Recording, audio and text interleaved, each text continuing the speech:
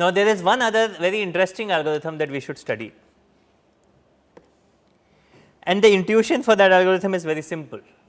Right now, I am starting from the start state and trying to find a goal. Alternatively, I could start from goal state and try to find the start, right. So, one search we are going to call it a forward search, it is a search in the forward direction, whereas the other search we will call backward search. We will do search in backward direction, right. If my edges are directed, we can still do it, we are looking for the predecessor where that action could be taken to reach me, right. That is the backward search. And this idea is going to stay with you. So, even when we do logic, we can talk about forward chaining and backward chaining. There are many such situations where sometimes we go from start to the goal and sometimes we go from goal to the start. In fact, philosophically also it is an important thing to consider. So, suppose I am given a problem, some real thing that I need to reach, I have some objectives I want to satisfy, etcetera, etcetera. Well, you can start thinking about where I am right now and what are the possibilities I can do. So, I will start search in various kinds of directions trying to get to that point, or I can start to ask the question, okay, what actions will take me to the goal, and I can try to back chain these actions in order to see if I can hit the start state, and sometimes one works and sometimes another one works, right. So, I can do forward search and I can do backward search, but I can also do guess,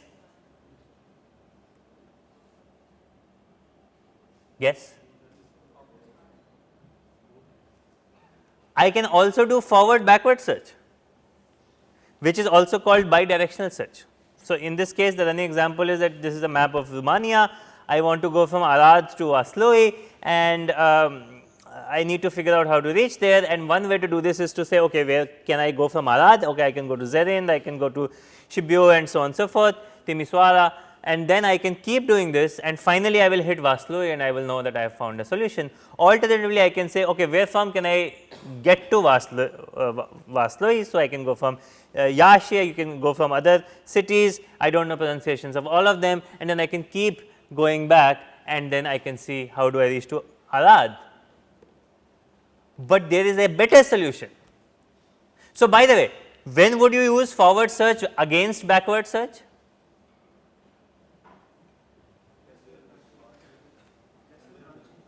Lesser branching factor. So, now we have to define two different kinds of branching factors. What is the average branching factor going out of a node, and what is the average branching factor going into a node? You can call it a fan out and a fan in branching factor. And if your fan out is lower, you would do forward search, and if your fan in is lower, you would do backward search. Very good. And alternatively, you can do bidirectional search.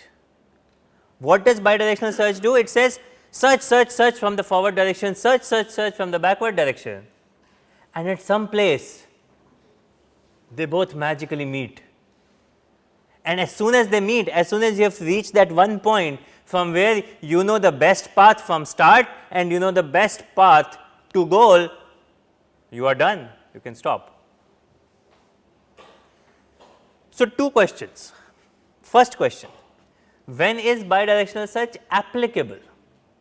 What do I need in my domain for bidirectional search to work out? So, in the given problem where I am giving you only a goal test, is bidirectional search applicable? I am only giving you the start state and goal test. Is bidirectional search going to be applicable? Why not?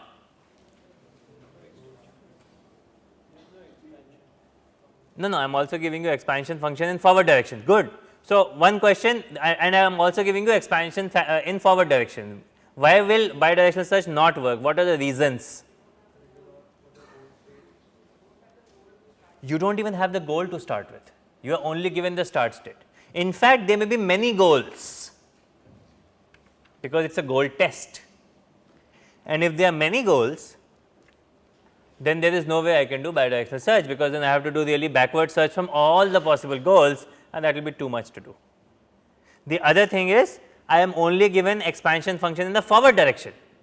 I need the expansion function in the backward direction, right. So, those are the two reasons that that make bidirectional search unapplicable. So, whenever I am given only one or maybe two or a very small number of goal states, and then generating predecessors is possible, then bidirectional search becomes applicable. Okay. The other question is, suppose I am using breadth first search in both directions, in the forward direction and in the backward direction. Is it complete?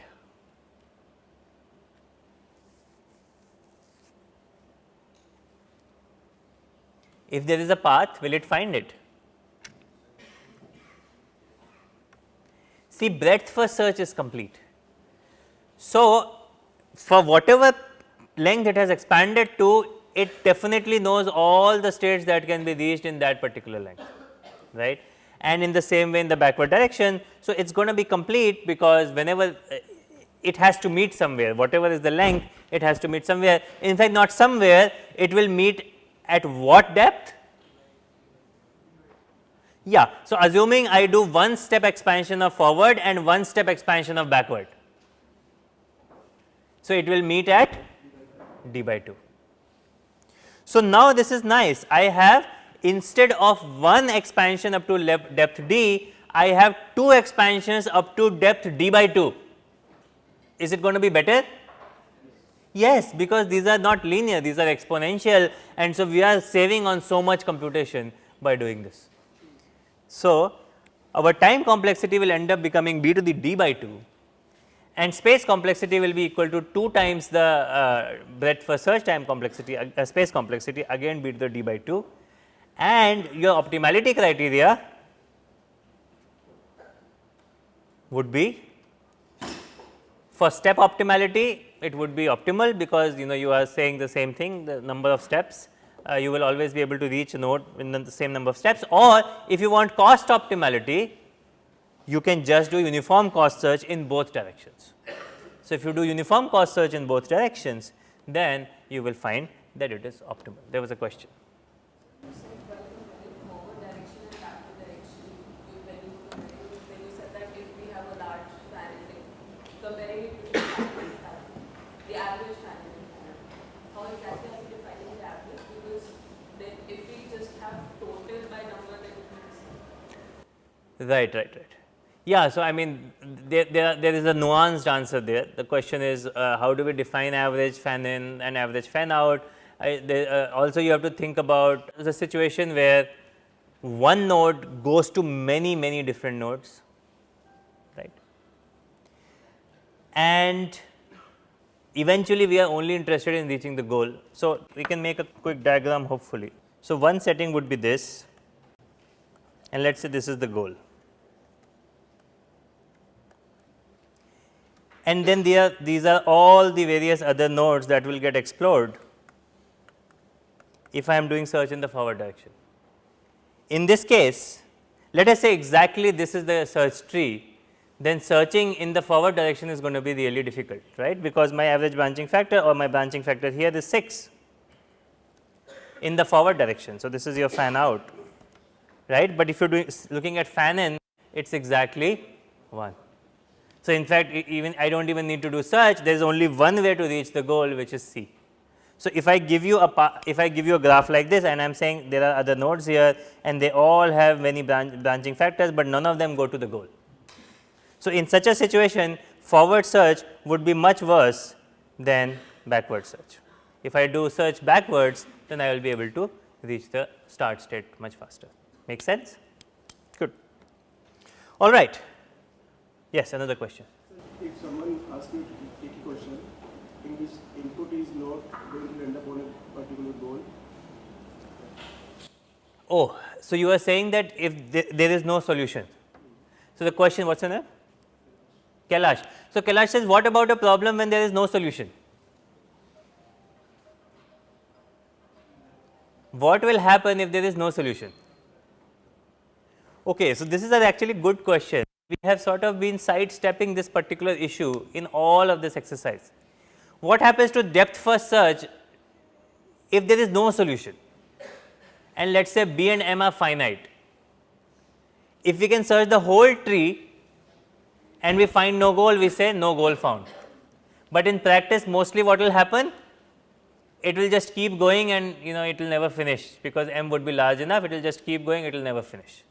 Similarly, for breadth first search, if we can finish expanding the whole tree and find no goal, then we can say goal not found, but it will take a huge amount of time and space, right. Same for bidirectional search.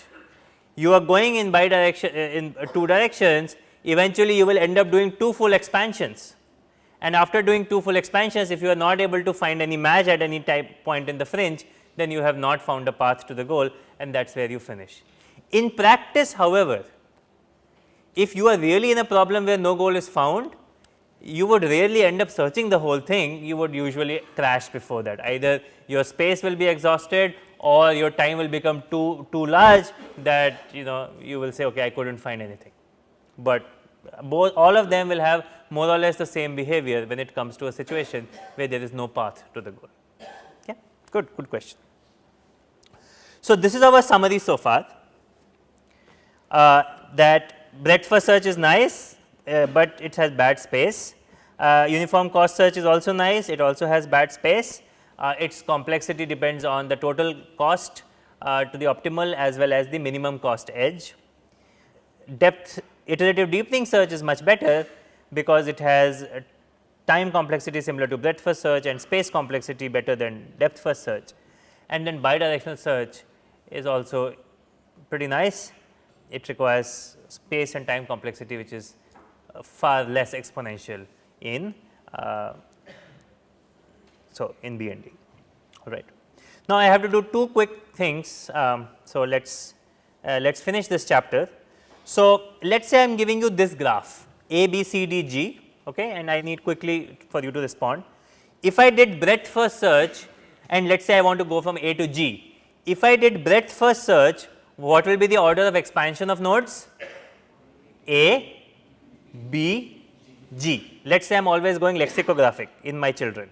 If I am doing depth first search, my order of expansion would be A, B, C, D, G, goal found. Okay, we have found a path, not optimal path, but we have found a path. If I did iterative deepening depth first search, what will happen? A, B, G. Okay. So this is a cute example in which iterative deepening search ends up doing fewer expansions than depth first search. Okay, not that big a deal, but the big deal is coming now. Let us say I give you this graph. Now the difference between this graph and this graph is that my edges are bidirectional. I can go from A to B, I can go from B to A, and let us say I do lexicographic ordering again. So for breadth first search, I will do A, come on guys, this is not very hard, breadth first search, I will do A, B, G, very good. Okay, now comes the good question. What will happen in depth first search? Let us go slow. A, B, okay, what's next? What are the children of B?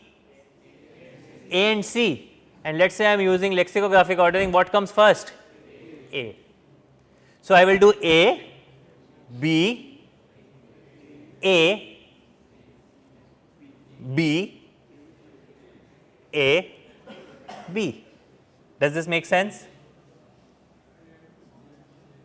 This is where problems get really complicated if I have symmetric state spaces, search spaces, symmetric as in or bidirectional search spaces, cyclic search spaces. Because I can keep moving in the cycle, and unless I store additional information, there is no way to come out of it.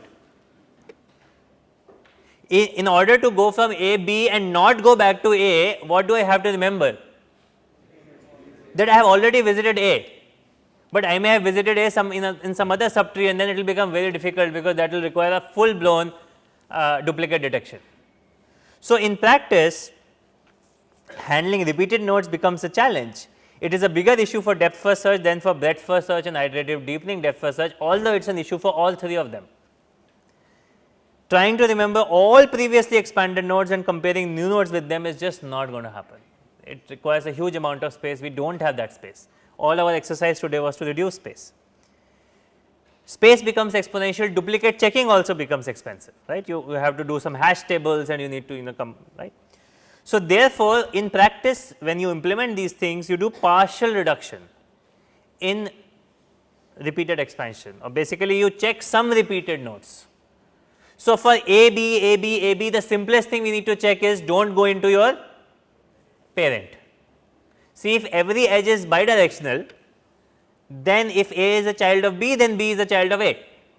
So, this is going to just cycle down. So, just say okay, do not go to the same state if you are the parent. You can do something better by saying do not go to the same state if it is your ancestor in the current path.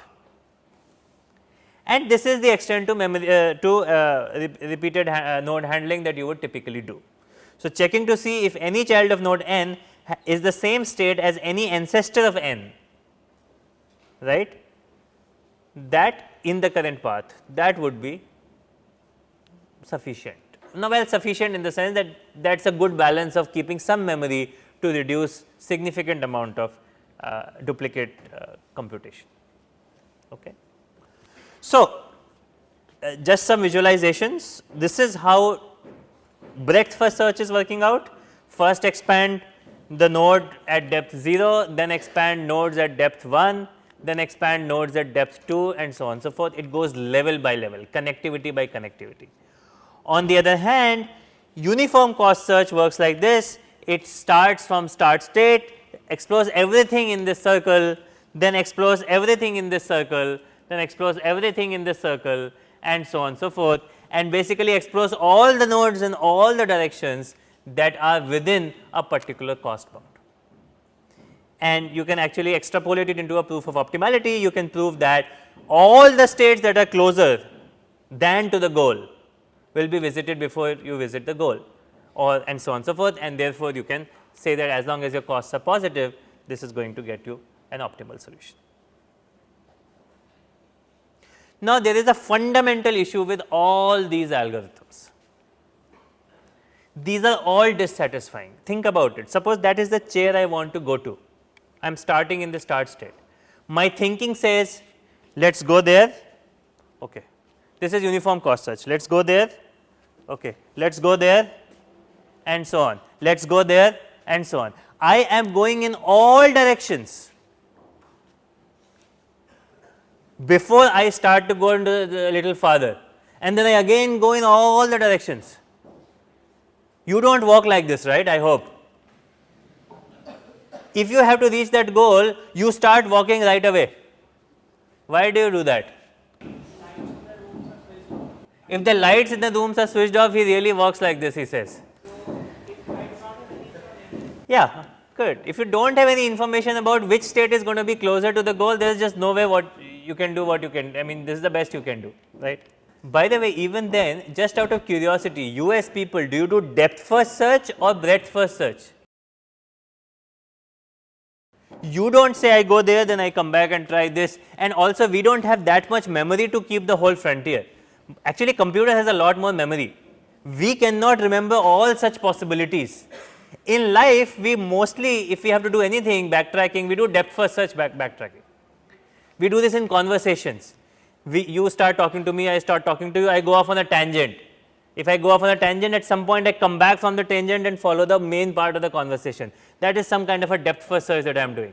But I will not do breadth first search. I will say, okay, we have to do 3 conversations, let us do one step of this conversation, one step of this conversation, one step of this conversation, then the second step of this first conversation. We do not do like this. We cannot keep all these things in our head. We have terrible space. We may have okay time, but we have terrible space. So, anyway we do depth first search, but then we also do not do depth first search because we have some intuition that this state is closer to the state that I want to reach to than that state behind. Now, my intuition could be wrong, I am not saying my intuition is always right, but we live a world where we have a lot of intuition about the problem we are trying to solve. So, therefore, all these methods are slow, they are blind, they are uninformed. We need to have some intuition put into these methods, which is what we use all the time in doing our problems.